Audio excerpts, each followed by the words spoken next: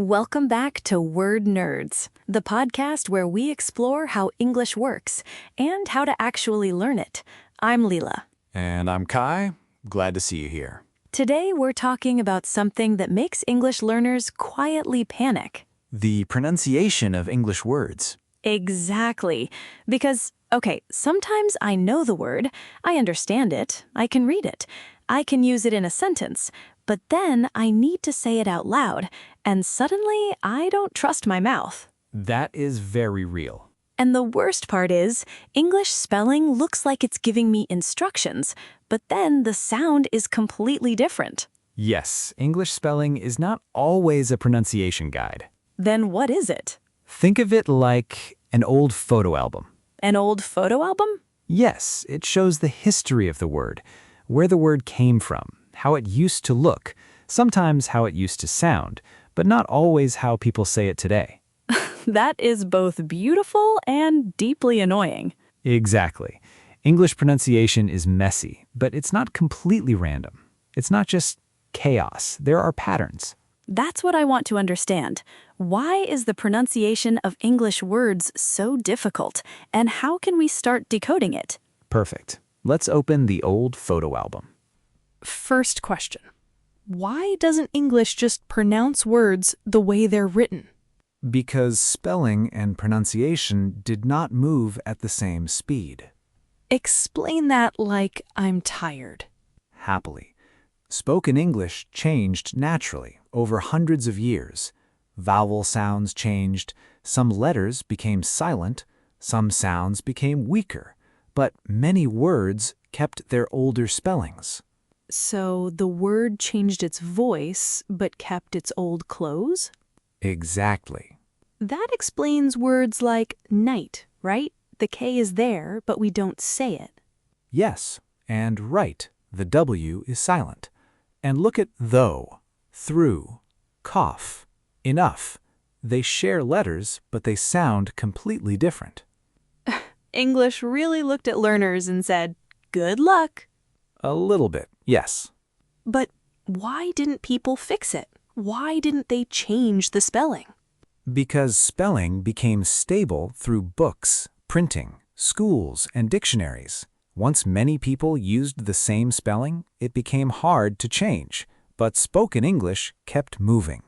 So English spelling isn't stupid, it's historical. Yes, historical means connected to history. English spelling often shows the history of the word, not the simple sound. Honestly, that takes a weight off my shoulders. For a long time, I thought I was the problem, but maybe the system is just old. Exactly. Don't blame your brain for letters that are carrying hundreds of years of history. That helps. Good. English pronunciation needs comfort. Okay, so spelling is old, but why are the rules so different? Why does one letter group have 3 different sounds? Because English is not one clean system. It's a layer cake. A layer means one level placed on top of another. You mean like a language cake? Yes, a very dramatic cake. Okay, I'm listening. English has old native words like house, child, water, bread. These are everyday words. Many of them are short and common. They feel simple, solid. Right.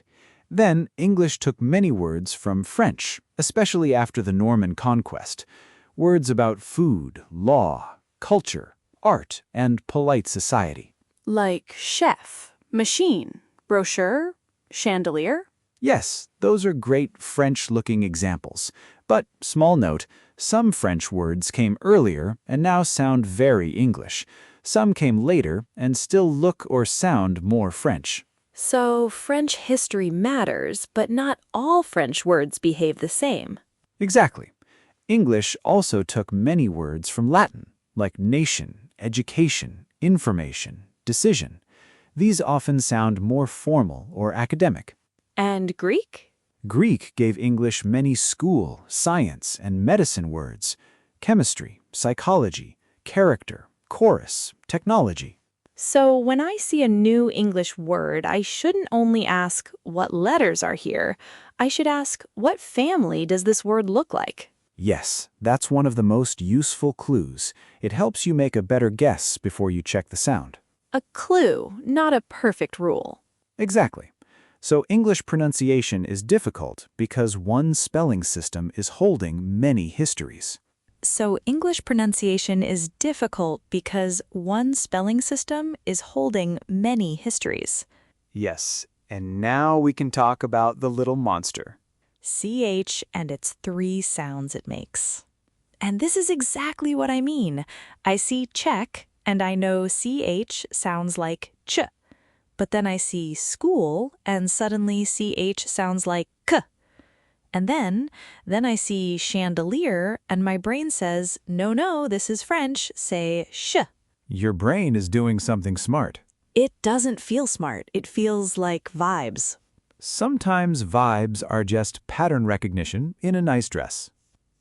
We should put that on our cups. Definitely. But let's decode CH. Please. In English, CH often has 3 common sounds.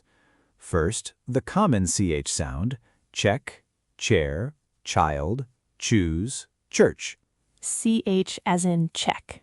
Yes, this is the sound many learners expect first, especially in common English-looking words.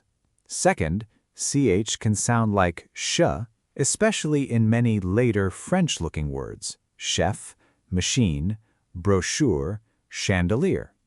So my chandelier feeling was real. Very real. But careful, this does not mean all French words have the sh sound.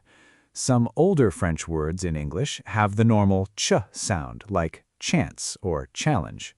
Important. No fake rules here. Exactly. Better clue if a word looks modern French, elegant, food-related, fashion, or art-related, CH often sounds like sh. Like in chef, machine, brochure, chandelier. And the third one is when CH can sound like k. This especially happens in Greek or classical words: school, chemistry, character, chorus, chaos, architect. So CH has 3 passports. Yes, common English passport, ch. French-looking passport, sh. Greek or classical passport, k. Let me test it. If the word looks common and English-looking, like chair, I may expect ch. If it looks French, like chandelier, I expect sh.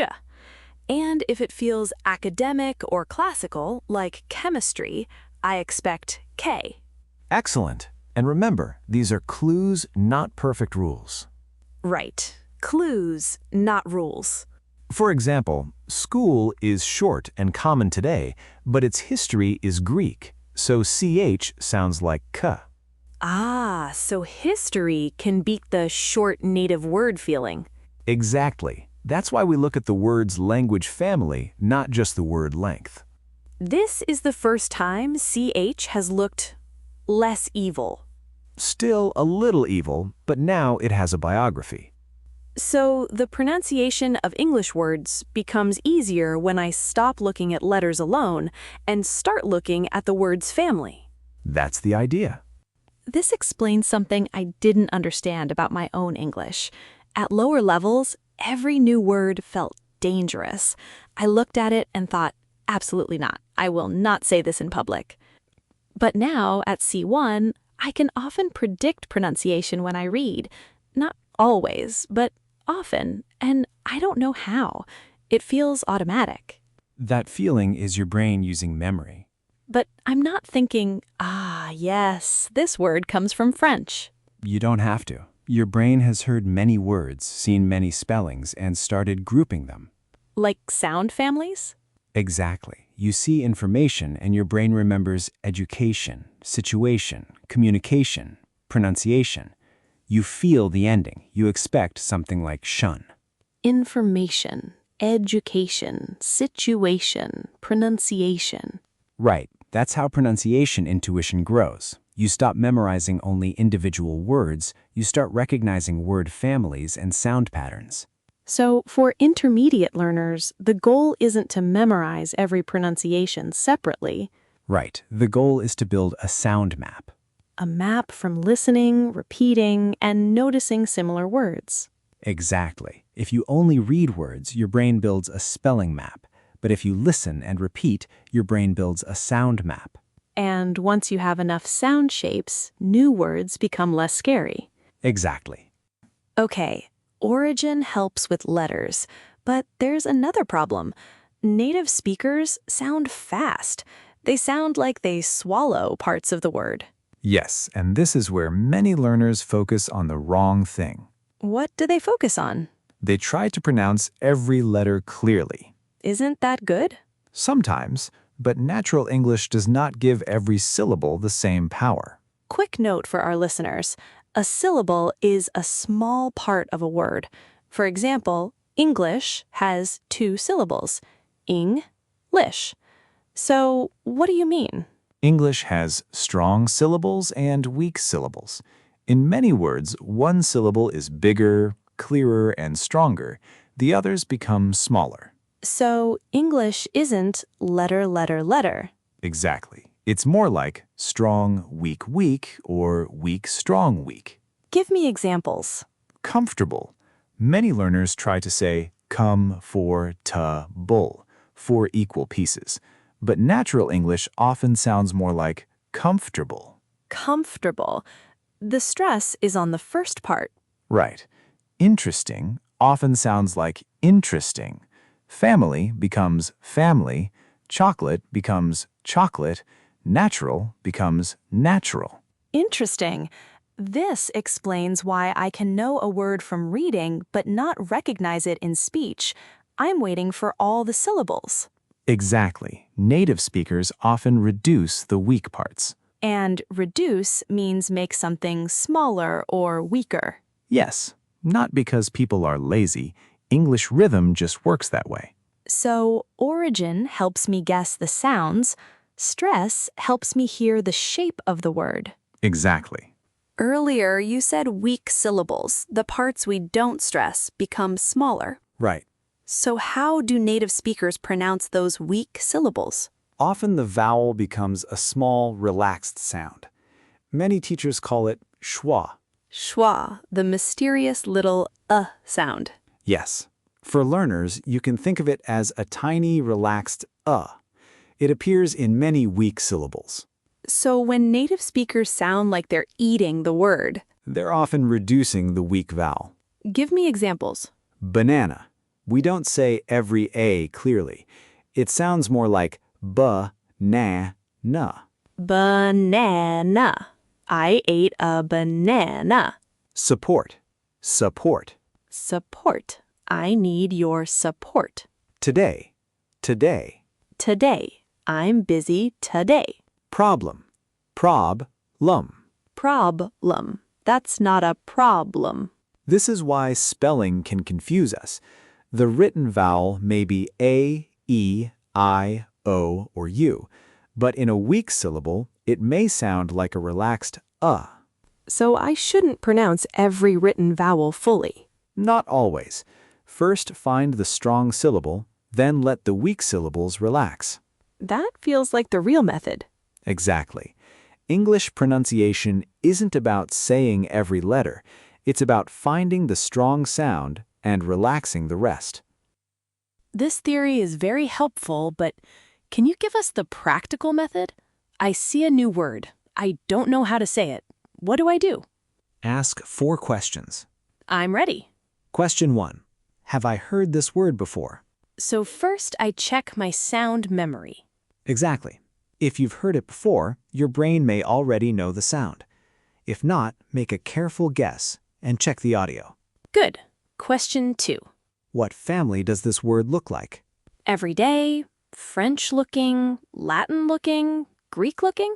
Yes, you're not trying to become a history professor, you're just looking for clues. Question 3. Where is the strong syllable? Which part gets the power? Exactly. Sometimes it's first, like comfortable. Sometimes it comes later, like machine, or chandelier. So I shouldn't just guess first syllable every time. Right. And question 4, which parts become weak?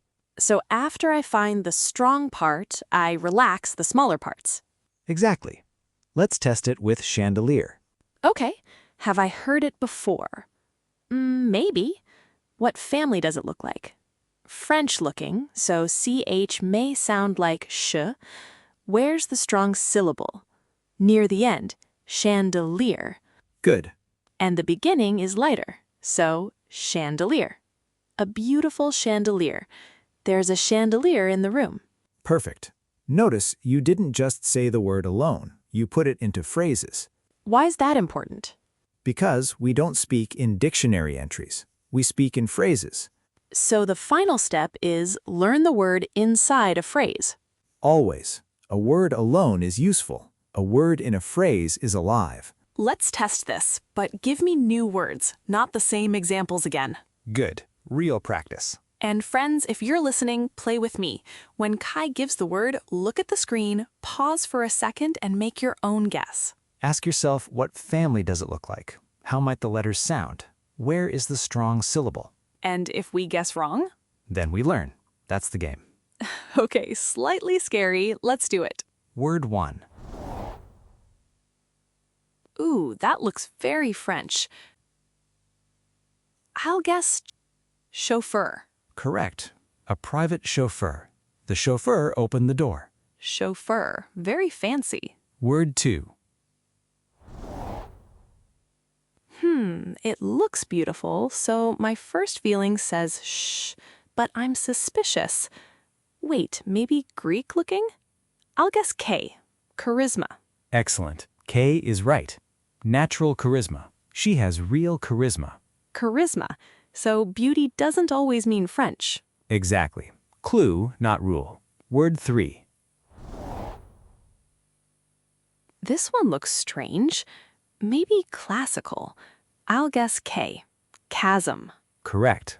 A chasm is a deep gap or a big difference. A deep chasm. A chasm between two ideas. Chasm. A chasm between two ideas. Serious word. Word 4. No CH here, so now I'm listening for stress. I think the strong part is first. Vulnerable. Good. I feel vulnerable. A vulnerable person. Vulnerable. I feel vulnerable. Last word. I see the ending like information and communication, so the ending probably sounds like shun, exaggeration. Good. And the strong part is near the end. Exaggeration. That's an exaggeration. No exaggeration. English spelling is wild. Perfect. So this works. I don't know every word, but I can look for clues. Exactly. Not perfect rules. Clues, and then check the audio. Always check the audio. This brings me to something I really believe. When learners learn a new word only from reading, they may store the wrong sound in their heads. Yes, and later that creates two problems. Speaking and listening? Exactly. First, speaking, you say the word with the pronunciation you invented from the spelling. Second, listening. When native speakers say the real sound, you don't recognize it. That happened to me so many times. I knew the word on paper, but in real speech, it sounded like a stranger. Because your brain had the written version, not the sound version. So the order matters. Very much. What's the best order? Listen first, repeat, then read. So the sound comes first. If possible, yes. For pronunciation, the sound should lead. The spelling should support. But if I see the word first? Then use the clues we talked about, make a careful guess, but check the audio as soon as possible. So I hear it, repeat it, and then study the spelling, meaning, grammar, and examples. Exactly. That way, your brain connects the word to a real sound from the beginning. And if I already learned a word with the wrong sound? Repair it. Listen again, repeat it in short phrases, use it in real sentences. So not just pronunciation, pronunciation, pronunciation. Right. Say it inside phrases. the pronunciation of English words. Good pronunciation takes time. I want to improve my pronunciation. Inside phrases. Always. Let's recap before my brain turns into soup. Good plan. First, English spelling and English pronunciation changed at different speeds. Yes, spelling often kept old history, pronunciation moved. Second, English has many layers. Old English, French, Latin, Greek, and more. Different layers bring different pronunciation patterns. Third, CH is not random. Right. CH can sound like CH in chair, SH in machine, or K in chemistry. These are clues, not perfect rules. Fourth, English words have strong and weak syllables. And natural English often reduces the weak parts. Fifth, listen first, repeat, then read. Yes, build the sound before the spelling becomes too powerful. So next time I see a scary English word, I don't panic immediately. Panic later if necessary. First, I ask, have I heard this word before? What family does it look like? Where is the strong syllable? Which parts become weak? That's how you stop guessing blindly and start decoding. The pronunciation of English words is not easy. But it's not meaningless. Old spelling, new voice, same chaos. But now, slightly less chaos. See you in the next episode of Word Nerds Friends. Bye.